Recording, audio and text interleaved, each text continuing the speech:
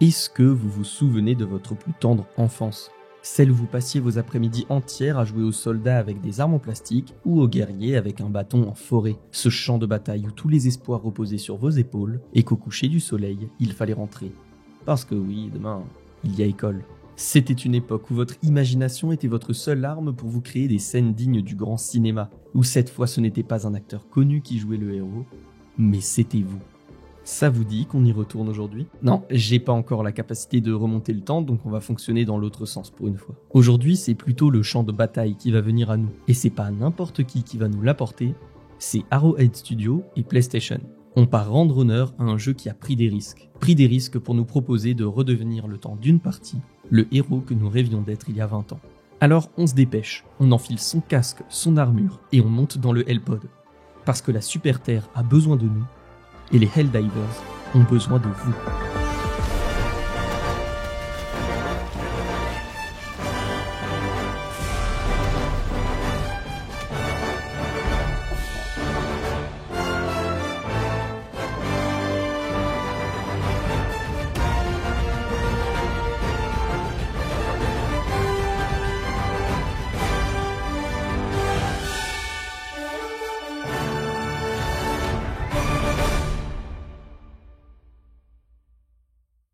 Helldivers 2, c'est un jeu de tir coopératif à la 3e personne sorti début 2024. Après un démarrage exceptionnel, le jeu s'est vu décoré de l'award du meilleur jeu multijoueur 10 mois plus tard. And remember, freedom conquers all. Pourtant, le concept est assez simple. Vous affrontez 3 types d'ennemis, les Terminides, les Automatons et les Illuministes, des entités qui infestent les planètes autrefois habitées par les humains. Mais dans les mains d'Arrowhead, le cocktail s'annonce déjà très explosif.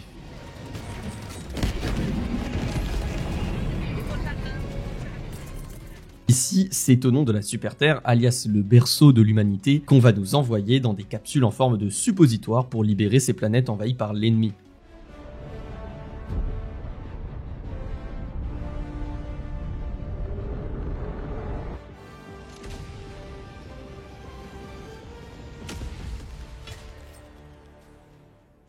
Et si jusqu'ici le brief vous paraît simple quoique original, c'est que vous n'avez jamais mis les pieds sur une de ces planètes.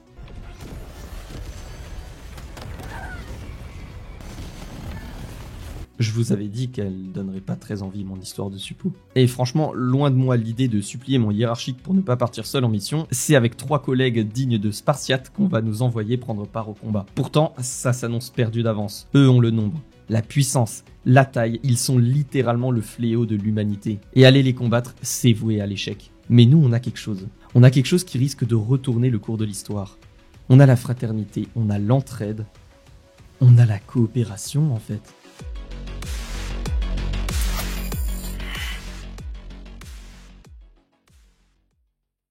Là, je vous parle pas d'une coopération qui va venir un peu alimenter un gameplay déjà bien en place. Non, loin de là. Ici, on parle de devoir compter sur les autres, parce que seul, c'est impossible. De devoir aider, parce que perdre un allié, c'est être voué à y passer aussi. Dans Helldivers, tu vis pour le groupe, tu meurs pour le groupe, tu gagnes et tu perds en groupe.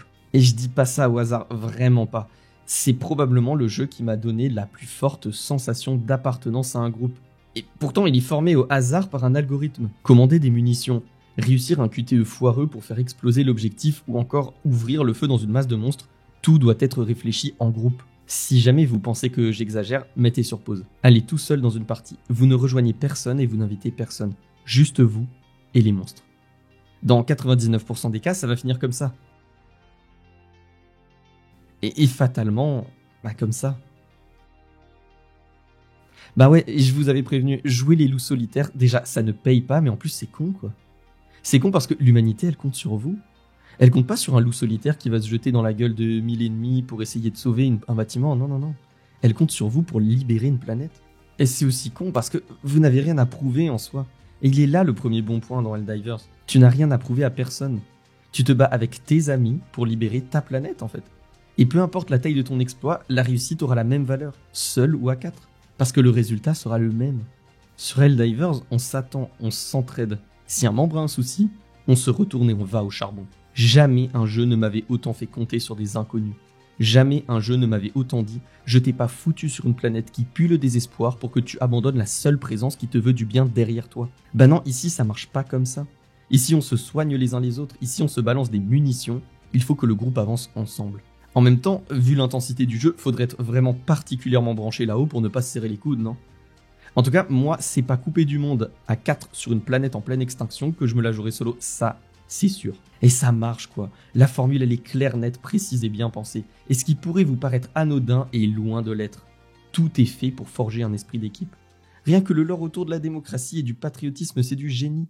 Prouvez-vous à vous-même que vous avez la force et aussi le courage d'être libre. Rejoignez les Helldivers. Elle nous donne un but commun avant même qu'on se rencontre. On a les mêmes valeurs. L'argent, la gloire, et si ça ne vaut rien, on lutte juste pour la survie de notre espèce. Et en immersion, c'est encore plus flagrant. On avance ensemble parce que le groupe doit couvrir tous les angles morts, parce qu'il ne faut jamais laisser personne derrière. On parle de moments où on met notre égoïsme de côté, pour profiter tous ensemble d'un bon moment parce qu'au fond, c'est ça qui compte. Helldivers, au-delà de ma bonne surprise de 2025, c'est aussi et surtout la redécouverte de la coopération. Là où beaucoup de jeux nous ont endormis dans un format ennuyeux et où on parcourt de grands espaces à plusieurs sans vraiment coopérer, ici c'est tout l'inverse. On imprime un moment où l'on s'est battu pour la même cause, pour les mêmes valeurs. Bah ouais, quand on crée de tels souvenirs, on retient le soldat en fait. On retient le moment, on retient l'environnement. Et dans l'environnement d'ailleurs, Arrowhead ici ils sont vraiment pas allés de main morte.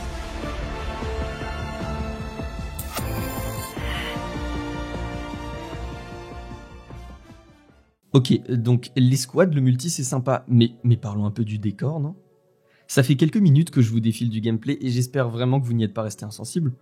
En gros, ce que je veux dire c'est que c'est quoi cette dinguerie ? Et même avec une grande série de biomes, chacun a été fait avec amour. Il a été fait dans le détail. Le marécage et sa brume mystérieuse, le désert et ses tempêtes de sable ou encore les tornades de feu des planètes calcinées. Helldivers, c'est un immense spectacle dans lequel tout est waouh. Et des scènes de guerre qui se déroulent dans de tels décors, c'est à n'en pas douter un plaisir pour les yeux. Il suffit d'y rajouter l'épice, le rehausseur de goût, ce petit détail qui apporte du relief à toute la mise en scène. Vous voyez ce que je veux dire ? Vous voulez savoir comment les développeurs l'ont mis en place ? Je pourrais vous répondre longuement et de façon très argumentée, mais je pense que je préfère vous répondre comme un vrai diver. La réponse c'est simple. La bombe Aigle 500 kg. Blague à part, ce que vous avez sous les yeux, ce n'est qu'un exemple parmi une liste très longue de ce qu'on appelle des stratagèmes. Les stratagèmes, ce sont ces bonus qu'on va déployer à travers des QTE abominables en plein milieu du champ de bataille pour nous sortir de situations périlleuses. Ouais, tu t'arrêtes et tu composes ton QTE au milieu de ce qui ressemble à la fin du monde comme si tu commandais une pizza et puis tu cours quoi. Faut quand même la mériter, la bombe 500 kg aigle machin truc. Tourelle mitrailleuse, frappe napalm, lance-roquette ou encore exosquelette. Dans Helldivers, c'est pas les moyens technologiques qui manquent. Après tout, les humains se baladent en destroyer dans l'espace ici. Et quand on prend un peu de recul sur tout ce merveilleux mélange, ça paraît tellement évident. On est dans un film en fait. Les explosions, les tirs laser, les catastrophes naturelles sur d'immenses planètes, les Helldivers nous balancent au milieu d'un film d'action. Un film dont notre petite équipe forme un quatuor héroïque dans lequel la défaite n'est pas permise. Alors c'est super d'apprendre qu'on est dans un film, mais du coup ça veut dire qu'on peut faire des trucs de film, non ? La réponse elle est simple, oui. Et oui, sauter à la dernière seconde avant une détonation nucléaire, c'est un truc de film. Oui, prendre la pause pendant une frappe orbitale sur un objectif stratégique, c'est un truc de film. Et globalement, tout est un truc de film dans Helldiver. Et on va pas se mentir, utiliser le cinéma d'action comme principale inspiration, c'était du génie. C'est le truc qu'on voulait voir dans un jeu où on fait boum boum avec les copains. Et les jeux comme ça, il nous en faut plus en fait. Il nous en faut plus des jeux qui foncent tête baissée dans leur concept et qui nous sortent une pépite. Vous avez compris que Helldivers, c'est le jeu badass par excellence. De l'écran de chargement au climax de votre partie, tout est fait pour vous faire vivre un moment épique. Mais du coup, comment on clôture un truc comme ça en fait ? Genre là, si on récapitule, on a vu qu'il y a une coopération de malades, dans un environnement de malades, mais ça paraît assez linéaire, non ? Comment on clôture une partie pendant laquelle on a vécu genre un Hollywood en équipe ? De la meilleure des manières, avec un bouquet final.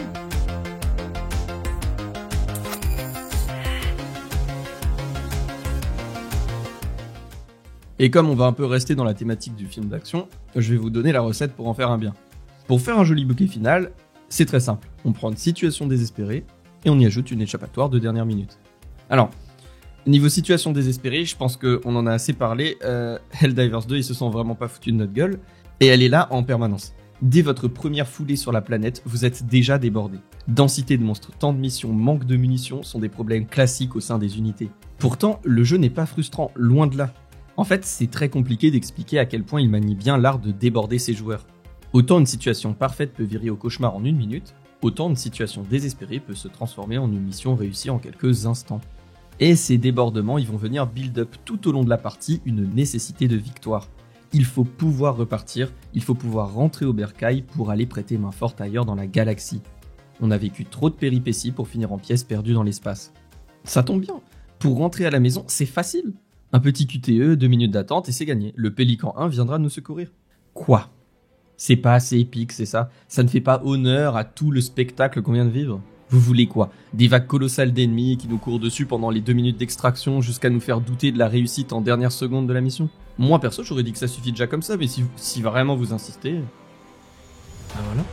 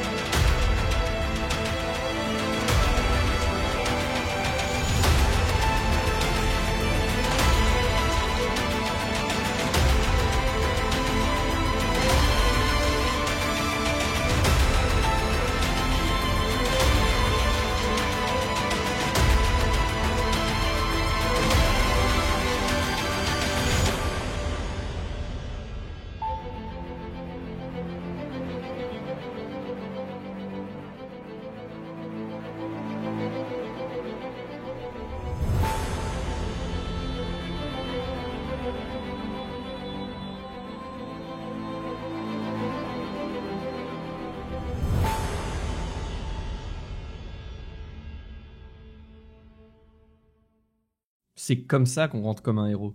C'est comme ça qu'on rentre heureux de respirer l'air conditionné du Destroyer. C'est pas plus compliqué dans Helldivers. Comment les joueurs pourraient être frustrés d'avoir échappé à la mort imminente pendant 40 minutes et un condensé de ces 40 minutes dans les 2 dernières restantes ? Comment tu veux frustrer un joueur qui vient de passer 40 minutes à balancer des bombes nucléaires sur des objectifs, liquider une planète entière de ses ennemis et qui rentre en un seul morceau ?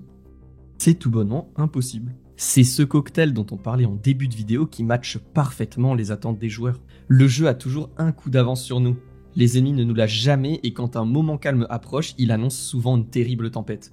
Mais malgré toute cette pression que le jeu nous envoie pour ne pas rester dans le rétro, on y prend un plaisir de dingue. Et c'est pour ça que le jeu est génial.